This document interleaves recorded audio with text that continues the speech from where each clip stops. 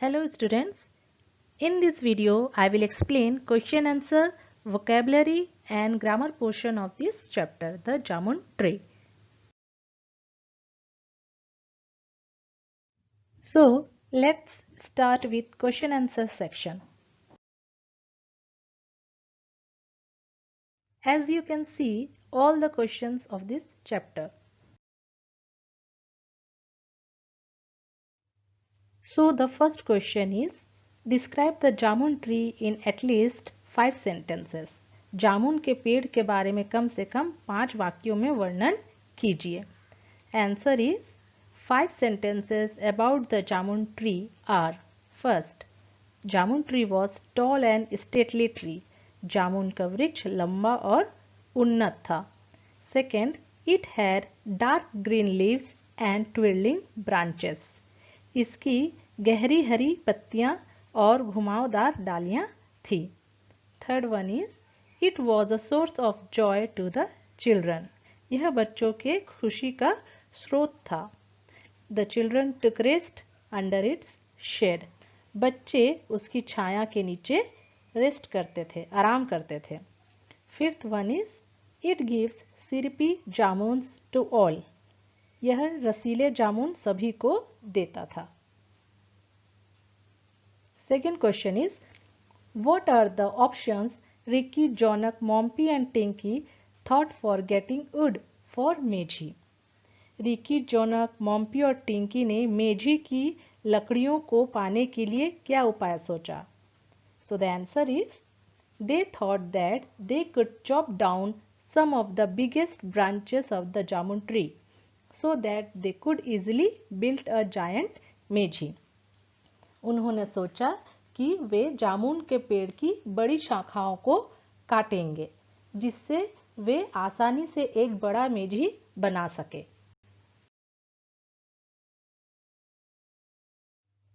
Third question is, what changed Riki's enthusiasm for cutting the jamun tree. जामुन के पेड़ को काटने में रिकी का उत्साह किसके कारण बदल गया. Answer is, when Ricky saw that there was the nest of hawk kite and an enormous beehive, they changed their idea to cut down the tree. जब रिकी ने देखा कि वृक्ष पर बाज चील का घोंसला है और एक बड़ा सा मधुमक्खी का छत्ता भी है, उस वक्त उन्होंने पेड़ काटने का विचार बदल दिया. Fourth question is, what are the good things that they had been getting from the jamun tree. ऐसी कौन सी अच्छी चीजें हैं जिसे बच्चे जामुन के पेड़ से प्राप्त करते थे. Answer is, the good things that they had been getting from the jamun tree are: first, they got ripe jamuns to eat. उन्हें खाने के लिए एक पका हुआ जामुन मिलता था. Second one is, neighbourhood children came there to eat jamuns and play under its shade. पड़ोस के बच्चे जामुन खाने के लिए आते थे और उसकी छाया में खेलते थे. Third one is, the syrupy sweetness of the jamuns invited other visitors. जामुन के रसीले फल दूसरे आगंतुकों को भी आकर्षित करते थे. Fourth one is, squirrels came regularly to nibble at the fruits. गिलहरियां उसके फलों को कुतरने के लिए नियमित रूप से आती थी. Fifth one is, ants arrived under the tree to carry off the fruit which had been fallen in the ground. जमीन पर पड़े हुए जामुन को चींटियां लेने के लिए आती थी. Fifth question is, why did Ricky, Jonak, Mompy and Tinky want to have a big meji. Riki, Jonak, Mompi और टिंकी बड़ा मेझी क्यों चाहते थे. So the answer is, Ricky, Jonak, Mompy and Tinky wanted to build a champion meji because it would be the envy of all their friends in the neighborhood. Riki, Jonak और मॉम्पी और टिंकी बड़ा मेझी इसलिए बनाना चाहते थे ताकि उनकी बड़ी मेझी देखकर पड़ोस के जो उनके मित्र हैं उनके बीच में ईर्ष्या का कारण बन सके. उनके मित्रों को ईर्ष्या होगी. एनवी, ENVY, एनवी मतलब ईर्ष्या. Sixth question is, what arrangements did the children make for the birds that visited the jamun tree. बच्चों ने रिकी, जोनक और मॉम्पी जो हैं, उन्होंने बच्चों ने जो पक्षियां जामुन के पेड़ पर आती थी उनके लिए क्या प्रबंध किया था? Riki and Jonak built a bird bath and their sisters Mompy and Tinky filled it with water. The birds enjoyed splashing about in the cool waters. Ricky और जोनक ने पक्षियों के नहाने का टब बनाया और उनकी जो बहनें हैं मॉम्पी और टिंकी उसे पानी से भरा। पक्षियां जो है उस ठंडे पानी को छींटे मारकर आनंद उठाते थे।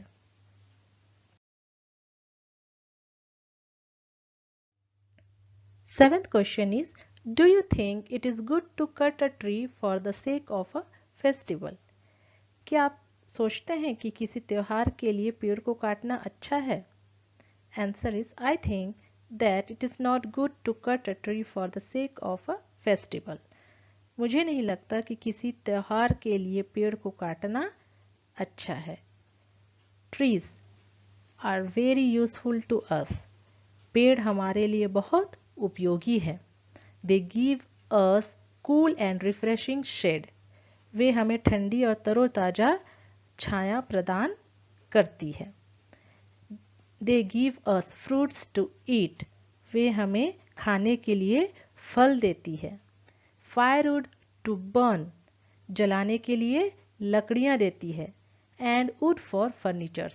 और फर्नीचर बनाने के लिए लकड़ियां भी प्रदान करती हैं। They support the life of living things. वे जीवित प्राणियों को जीने में मदद करती हैं। And also supply oxygen and food. और ऑक्सीजन और भोजन भी प्रदान करती हैं।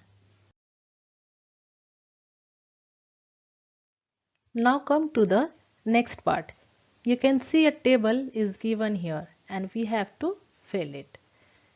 In the first column, visitors to the jamun tree.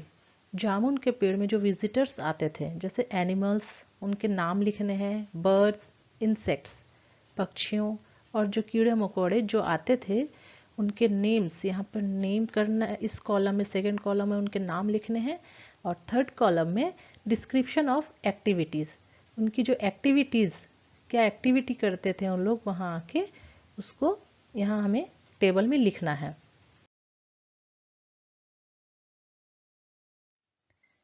In the first column, visitors to the jamun tree, first one is animals. Animals में हम क्या लिखेंगे? A pair of squirrels. गिलहरियों का जोड़ा। Description of activities में हम क्या लिखेंगे? To nibble at the fruits. फलों को खाने के लिए। Again, come to the first column, visitors to the jamun tree. Here, second one is birds. कौन कौन से birds आते हैं? मैगपाइज, स्पैरोज एंड पैरट्स। मैगपाई पक्षियाँ, स्पैरो मतलब गौरैया और तोते क्या करने आती थी? डिस्क्रिप्शन ऑफ द एक्टिविटीज में क्या लिखेंगे हम? To drink nectar from the fruits. फलों का रस पीने के लिए आते थे। Last one is insects. Insects में हम क्या क्या लिखेंगे? हनी बीज और एंड्स। तो हनी बीज क्या करते हैं? Fill the air with their instant buzzing. वो वातावरण को अपने बजिंग आवाज से भर देते थे। एंड्स क्या करती थी? To carry off the fruits which had fallen into the ground. जो ग्राउंड में, जमीन पे जो फल गिरे हुए रहते थे उसे उठाकर ले जाती थी।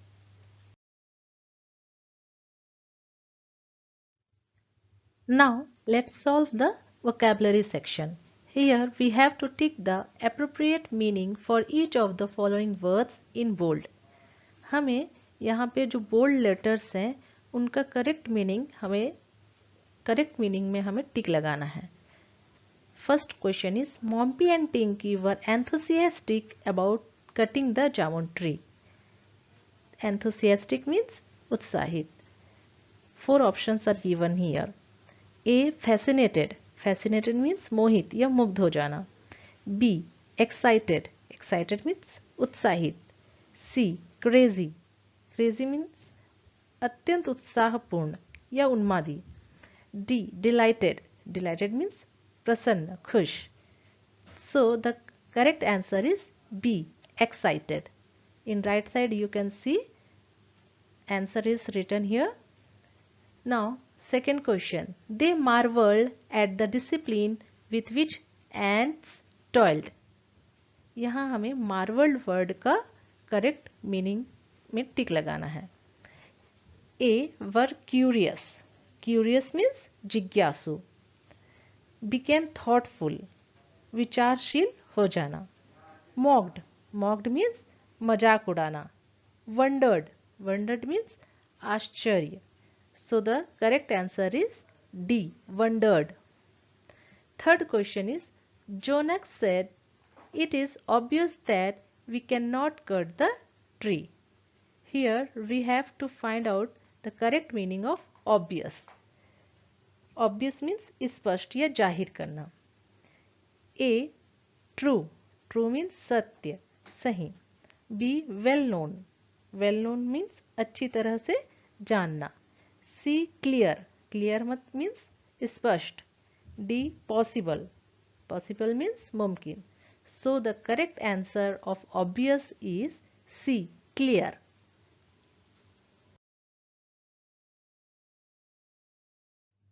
Now come to the grammar section. In this section we will learn about subject and predicate. Every sentence has two parts, that is subject and predicate. प्रत्येक वाक्य के दो भाग होते हैं, सब्जेक्ट और प्रेडिकेट। हिंदी में सब्जेक्ट को कर्ता कहते हैं और प्रेडिकेट को विधेय। हम सब्जेक्ट और प्रेडिकेट को इन दो एग्जाम्पल्स के थ्रू समझने का प्रयास करेंगे। First one is, a pair of squirrels came regularly to nibble at the fruits. B, honey bees filled the air with their buzzing. In this way, we find that गहरे काले रंग का जो हिस्सा है, लिखा हुआ है जो वर्ड्स, वो सब्जेक्ट है और जो पार्ट अंडरलाइन किया हुआ है वो प्रेडिकेट है। So we find that subject is naming part and it is the doer of the action. यह क्रिया का करता है और यह आमतौर पर विधेय से पहले होता है। And predicate contains verb as well as tells about the subject. Predicate में क्रिया होती है और वह कर्ता के बारे में बताता है। नीचे एक पैसेज दिया हुआ है, इसमें से हमें सब्जेक्ट और प्रेडिकेट फाइंड आउट करना है। So question is, identify the subject and predicate in each of the following sentences given in the passage. So इसे सॉल्व करने के पहले हम एक बार और अच्छे से विथ डेफिनेशन सब्जेक्ट और प्रेडिकेट को समझ लेते हैं। Here definition of subject and predicate is given. So the definition of subject is, it is naming part or the person, place or thing we mention is the subject. It tells who or what the sentence is about. यह naming part है, या यूँ कह सकते हैं कि जिस हिस्से में व्यक्ति, वस्तु या स्थान के बारे में उल्लेख किया जाता है उसे सब्जेक्ट कहते हैं या कर्ता कहते हैं। यह बताता है कि वाक्य किसके बारे में है। Predicate, predicate is telling part, that is whatever we say about the person, place or thing is the predicate. यह टेलिंग पार्ट है। हम किसी व्यक्ति, वस्तु या स्थान के बारे में जो भी कहते हैं वह प्रेडिकेट है या विधेय है। So let's find out subject and predicate of the given sentences. First sentence is, the syrupy sweetness of the jamuns invited other visitors too. Here subject is the syrupy sweetness of the jamuns. Subject में जामुन के बारे में बताया जा रहा है and predicate is invited other visitors too. यहाँ पे invited verb है, predicate में verb रहता है और यह subject के बारे में बता रहा है. So predicate is invited other visitors too. Second question is, a pair of squirrels who lived nearby bamboo grove came regularly to nibble at the fruits. Here subject is a pair of squirrels who lived in a nearby bamboo grove, and predicate is came regularly to nibble at the fruits. Now come to the third sentence. Scores of beautiful bluebottles flitted around the tree, settling every now and then to drink nectar from the fruits. Here subject is scores of beautiful bluebottles and predicate is flitted around the tree, settling every now and then to drink nectar from the fruits. यहाँ आप notice करेंगे कि predicate जो है वो always started with a verb. Flitted जो है वो क्रिया है. ओके, वर्ब से लेके फुल स्टॉप तक का जो पार्ट है वो आपका प्रेडिकेट कहलाता है. Now the next question. Honey बीज who seemed to be forever busy filled the air with their urgent buzzing. Here subject is honey bees who seemed to be forever busy, and predicate is filled the air with their urgent buzzing. Come to the next sentence. Ants arrived in a great numbers, marching in a straight lines to carry off the fruits which had fallen onto the ground. Here subject is ants and predicate is arrived in a great numbers, marching in straight lines to carry off the fruits which had fallen onto the ground. The next sentence is, the children would spend hours watching the ants. Here subject is the children and predicate is would spend hours watching the ants. Now come to the next part. In this part we have to complete the following sentences with appropriate subject or predicate. यहाँ कुछ blank places में हमें subject भरने हैं और कुछ जगह पे predicate. Clear? First question is, the people living in the remote area of Chhattisgarh are mostly tribes. Second one, Tia is unknown to me. Tia is subject and is known to me is predicate. Clear? Third one, Chhattisgarh is famous for its greenery. Chhattisgarh is subject and is famous for its greenery is predicate. Fourth one, the Bihu festival is related to Assam. Last one, in democracy, people elect the government. In this part, we will learn about the two words one and ones. In Hindi, one means एक, किंतु यहाँ one और ones को pronoun के रूप में use किया जा रहा है. They are generally pronouns. We use one for singular countable noun and ones for plural countable noun. हम वन को एक वचन के लिए और वंस को बहुवचन के लिए यूज करते हैं. See the examples. Were there little ones in the nest. इस सेंटेंस में जो नाउन है वो प्लूरल काउंटेबल नाउन है, इसीलिए वंस का इस्तेमाल हुआ है. And B, sentence B, it takes years and years for a tree to grow, but to cut one down takes just a few hours. A tree, यहाँ पे जो a tree वर्ड है इससे पता चल रहा है ये सिंगुलर काउंटेबल नाउन है, इसीलिए वन का इस्तेमाल हुआ है. It is used to avoid unnecessary repetition. इसका उपयोग अनावश्यक पुनरावृत्ति से बचने के लिए किया जाता है. When we are talking about countable things, we can use one or ones if it is clear what we are talking about. See some examples. You can recite a poem. Which one do you choose. First sentence में हमने यहाँ a poem, एक poem के बारे में बता रहे हैं जो कि सिंगुलर काउंटेबल नाउन है, इसीलिए सेकेंड सेंटेंस में हमने उसको रिपीट नहीं किया, उसके जगह हमने वन का यूज किया है।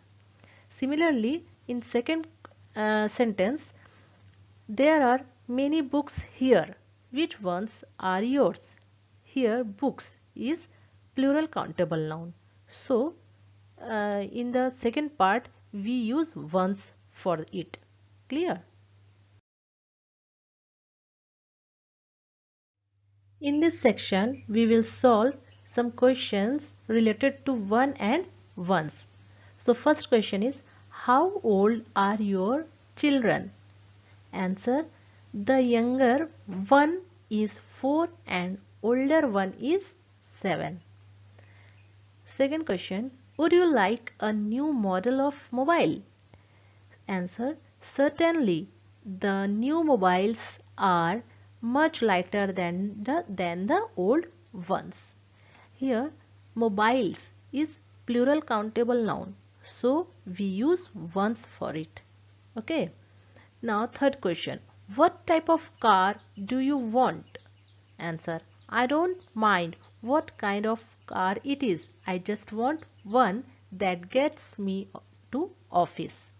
Here car is a singular countable noun, so we use one for it। Last question, what do you want to buy? Answer, I need some new color pencils, the ones I have at the moment are broken। Here in the first part of the sentence pencils is here, so pencils is plural countable noun, so in the second part we use ones for it।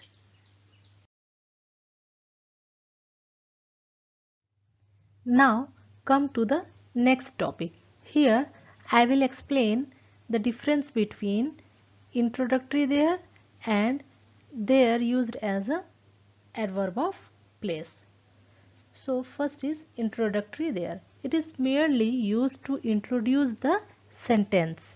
इसका उपयोग केवल वाक्य को पेश करने के लिए किया जाता है। It has no adverbial sense, इसका कोई विशेष अर्थ नहीं होता है। Introductory there can also be used with some intransitive verbs, but it is not used in a sentence if there is a definite subject। इसका उपयोग कुछ अकर्मक क्रियाओं के साथ भी किया जाता है। यदि वाक्य में कर्ता डेफिनेट है या निश्चित है तो इसका उपयोग नहीं किया जाता है। Now come to the next point, adverb of place। An adverb of place always talks about the location where the action of the verb is being carried out। यह हमेशा उस स्थान के बारे में बताता है जहां क्रिया की कार्यवाही की जा रही है। It is normally placed after a main verb or object of a sentence। इसका इस्तेमाल अक्सर मेन वर्ब के बाद होता है। It can refer to distance, यह दूरी को संदर्भित कर सकता है। Here's the question, indicate which function of there occurs in the sentence below, adverb of place और introductory। यहाँ नीचे कुछ sentences दिए हुए हैं, हमें ये बताना है कि इन sentences में there का use as a adverb of place हुआ है कि introductory के रूप में हुआ है। Okay, so the first sentence, there is always someone who is naughty in the class।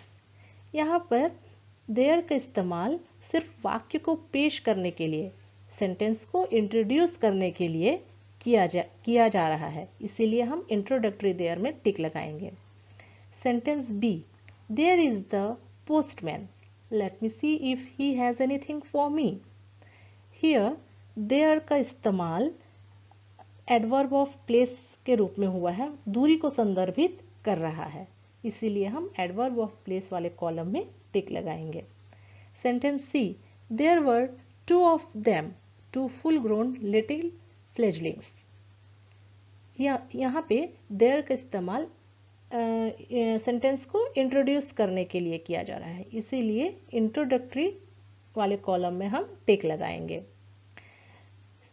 Sentence D, there was once a little girl called Alice.